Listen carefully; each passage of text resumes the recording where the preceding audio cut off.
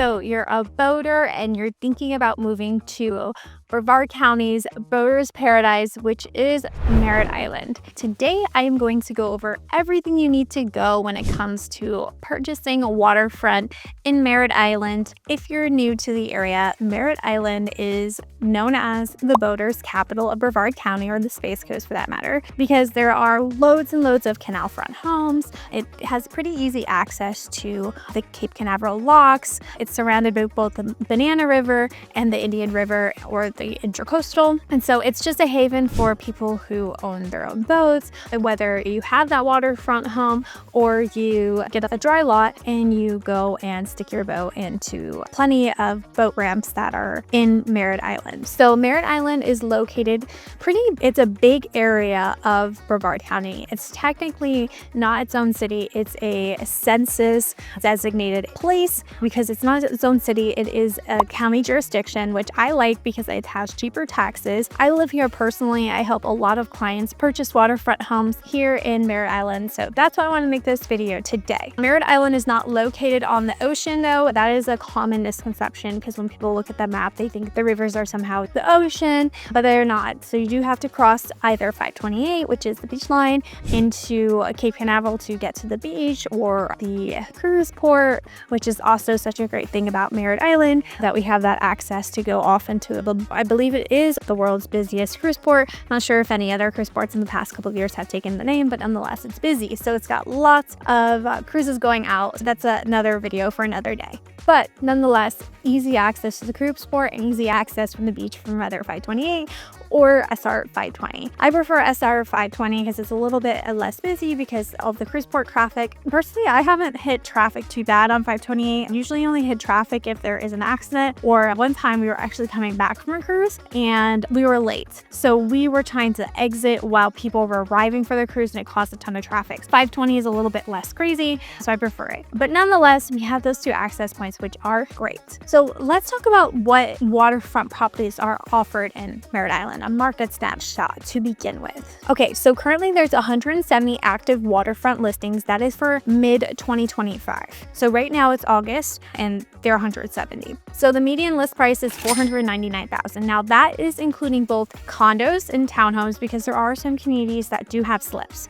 So that does include that. And for me, that seems low for single families. For me, in my head, a single family home is probably median price is more like $600 to $650. Now the inventory ranges from mid 300,000s condos to $4 million estate homes. Waterfront homes obviously do carry a premium. The median sales price for Merritt Island in total is actually $320,000, which in my head seems low as well. But we do have a lot of smaller 1960s homes here in Merritt Island, which probably brings the price down. But for the most part, my clients that are purchasing dry lots here are usually in the $500,000 to $600,000 range, and waterfront ranges from $600,000 all the way up to $1.5 million here. All right, so let's talk about the top areas. There are literally from the tippy top of Merritt Island all the way down to the bottom, you could be waterfront if you'd like to be. Here are some popular neighborhoods or communities that are waterfront that we're seeing a lot of action in. So South Chapel Trail, those are all going to, for the most part, be direct waterfront. Those range from anywhere from 1.2 million, which honestly, that could have been land or a fixer-upper, up all the way up to 4 million. So those are deep water, no fixed bridges, direct water for it.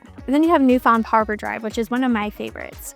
And those range from 900,000 all the way up to 2.5 million. Recently, I sold one on there that's 1.25 million. Gorgeous home, direct waterfront. The water on one side is a little bit more shallow than the east side. The west side is more shallow, but nonetheless, I've seen tons of big boats in those areas. You can fit a good sized boat and that can handle the depth of that water. And the homes there range from 1960s ranches all the way up to brand new construction in that area. There's actually a brand new community going into there, which will not be direct waterfront, but they're right next to a marina over there that will have slips in there, which would be nice. That is going to be a more luxury community. I believe the price starts at 1.2 million. So then you have the Sykes Creek corridor, which takes up a lot, which is going to be a lot of the canal front homes. Central Merritt Island has a lot of them, and those range from 470,000 all the way up to 1.3 $3 million for canal front homes. Condos start at about $350,000 in that area. Some of them do have the fixed bridges. Some of them have protected canals, and more of the north side is closer to the barge canal versus the south side. Some of them will have a longer boat ride out to the ocean or the river, depending where you are. Lots of that is in manatee zones, so there are no wake zones.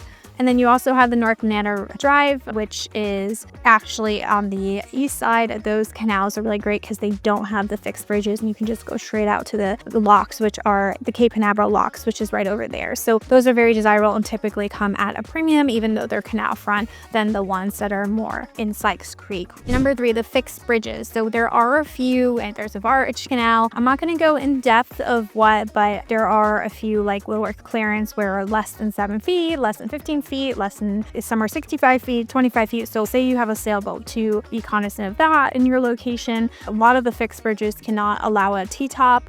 A lot of the boats in there have biminis or just no coverage at all. So just something to keep in mind. That's why it's super important to work with an agent who understands these. I've heard of people, especially in 2021, where everyone was just buying houses, not doing too much research, just putting offers in, where they just said, yeah, you're good. And then they ended up having a fixed bridge and couldn't even take their boat out. So just stuff to understand, especially maybe you're retiring and maybe, you know, your boat is your baby and your life is out on the water. Just super important to find the right place for you and that works for you. So super important to use an agent that understands that, which that gate leads me into, if you're new here, my name is Rachel Langley. I'm a local real estate agent here in Merritt Island. I live here. I absolutely love it. If you are looking to move, relocate, you have the job offer, maybe you're retiring, moving closer to family, whatever the case be, make sure to reach out. My information is on the screen right here. It's also in the description and comments below, and just reach out, whether you want to text me, call me, or book a call with me through my Calendly link, because I got your back when it comes to moving to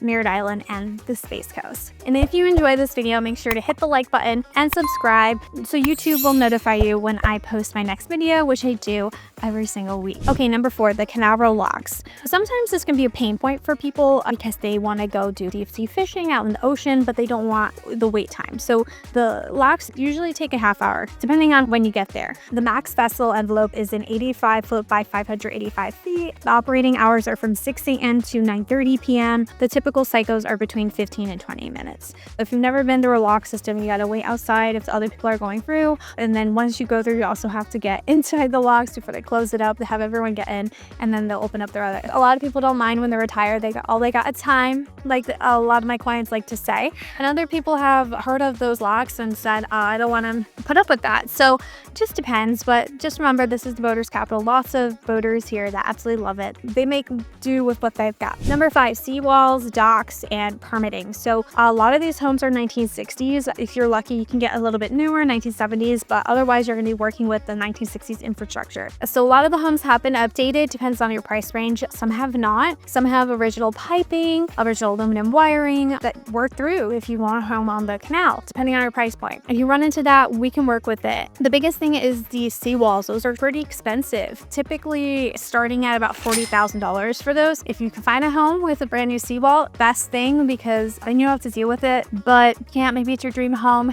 maybe it's in your price range and you can afford the seawall later. Whatever the case be, just know that some of them are very old and need to be replaced, and there is a large price tag to replacing them. Okay, number 6, let's talk about the canals and the depth of the canal and also the no wake zones. All right, so most of the canals are anywhere from 4 to 6 feet, and then there's lots of manatee zones like I described. Like I talked about before, we do have the manatees, we want to protect them, preserve them, so there's lots of no wake zones. If you get caught speeding in those zones, there are fines, so something to consider if you want to be in away from having to sometimes 40 minutes in a no wake zone to get out into close to the locks. If you want to avoid that, and then you want to be looking at like the outer rims of Merritt Island, and just something to think about with that. And then number 7, the lifestyle living in Merritt Island with a boat. There are a couple of sandbar hangouts that are pretty pretty popular. There are a couple of sandbars off near 528 where I see boats there every weekend. Big hangout area. And then there's also Bird Island, which is super popular. Every year my brokerage does like a cleanup over there.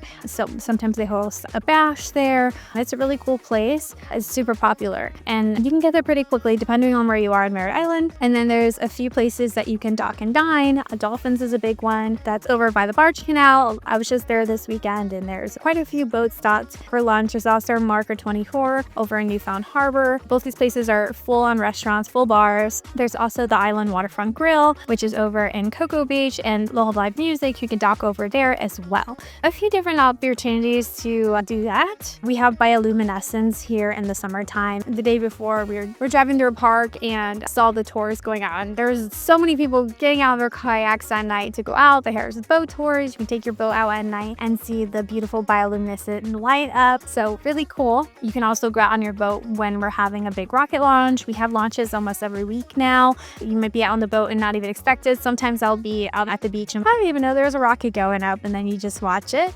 But it's a really cool view out from the water. And then the quick ocean access. So you're usually about 45 minutes out from most canal areas. Some of that is shorter, like I said, if you're in the east side of Merritt Island, because it's just straight shot over to the locks. So you can be offshore in under an hour. And then community vac. So like I said, we have the Bird Island Bash. There's constant events going on in Merritt Island in general, especially for the boaters, which is really cool. So number 8, the Merritt Island Christmas. That's really cool. So if you live over in the canals off Courtney, like Diana Shores is a big one, you're going to see the boats go by. You could participate in it if you like. And basically it's a competition who has the best lit up boat, but it's also just fun. There's lots of parties. I go to a friend's house every year and we go watch the parade from their house, and it's just really fun. A lot of the areas in general, Cocoa Village does it, Cocoa Beach does it too, Melbourne does it, have these boat parades. It's also nice to go to all of them if you have the time, and it's really nice, especially with kids. They love it. We love it